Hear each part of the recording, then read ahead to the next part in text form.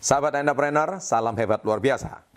Pada kesempatan kali ini saya akan membahas sebuah topik yang sangat penting, yaitu kekuatan fokus. Bagaimana hukum 10.000 jam.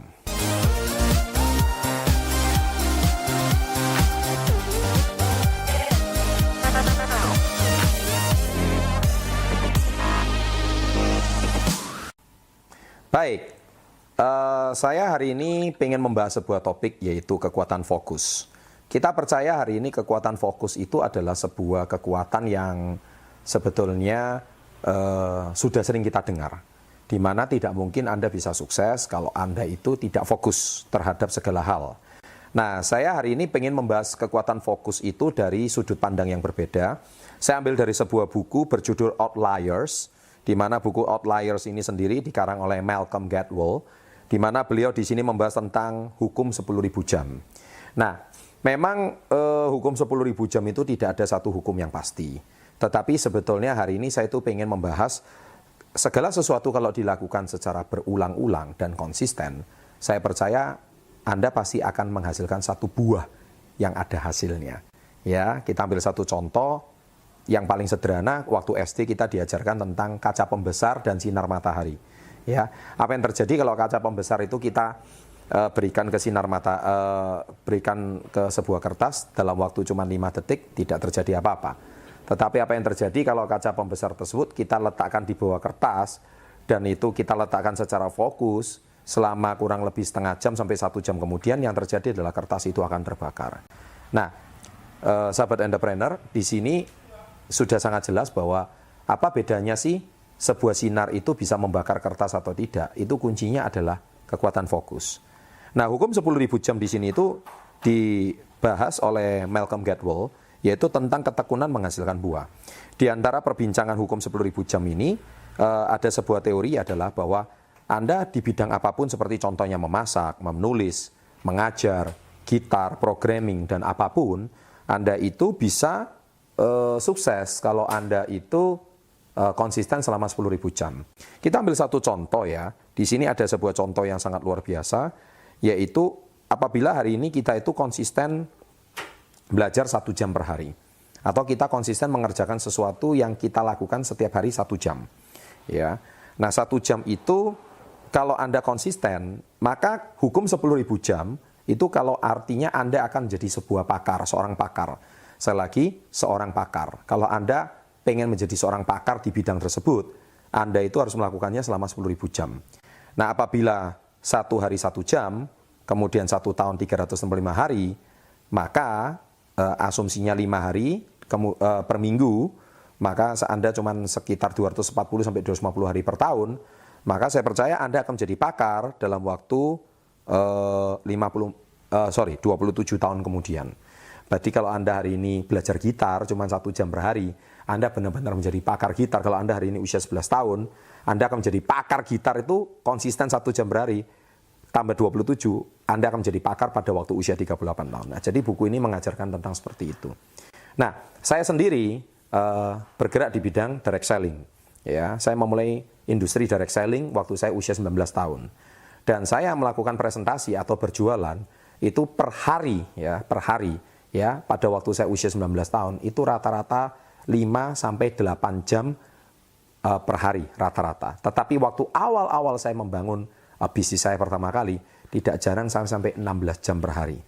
Nah, oleh sebab itu saya bisa mencapai posisi puncak di perusahaan saya dalam waktu cuma 1,5 tahun. Ya. Kenapa saya bisa demikian cepat? Ya, padahal orang rata-rata mungkin capainya 5 tahun atau bahkan ada yang 10 tahun. Karena saya 15-16 kali lebih banyak per hari dibandingkan orang rata-rata. Rata-rata orang-orang cuma 1 jam per hari, saya bahkan 15-16 jam per hari. Jadi kalau Anda bisa menjadi pakar setelah 27 tahun, saya 16 kali lipat lebih cepat dibandingkan orang rata-rata. Jadi tidak salah kalau 27 dibagi 16, itu cuma 1, sekian. Dan akhirnya saya benar-benar capai cuma dalam waktu 1,5 tahun. Nah, hukum ini termasuk cukup terbukti sukses. Nah, kita ambil satu contoh, itu cerita saya pribadi. Bagaimana dengan kisah seorang legenda basket dunia bernama Michael Jordan. Ya, Michael Jordan itu sangat luar biasa. Bagaimana dia itu berlatih, ya, 1 hari juga saya dengar sampai 20 jam per hari. Ya, di mana waktu pagi jam 4, jam 5 pagi dia sudah ke lapangan basket. Ya, dia sudah awalnya cuma pembersih lapangan, tapi dia juga berlatih basket. Dan satu hari dia pasti tidak pernah luput ya syuting bola itu. Satu hari itu saya dengar ceritanya itu tidak kurang dari sampai 1000 kali. Bisa Anda bayangkan 1000 kali per hari. Dan dia berlatih jauh lebih keras, jauh lebih banyak, dan dia tetap fokus di satu bidang yang sama, yaitu bola basket. Pernah nggak Anda dengar ceritanya Michael Jordan pindah ke bidang yang lain? Pernah.